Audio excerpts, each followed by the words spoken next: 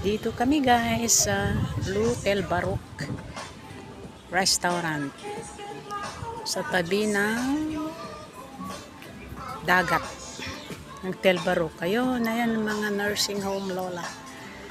Ayun ang kakainan. O, ayan, ang ganda diba? Ang lawak at saka masarap ang hangin dito. Ayan o, daming naliligo. Ayan. Ayan, kita nyo yung place na yan. Ang ganda-ganda. Ayan, oo.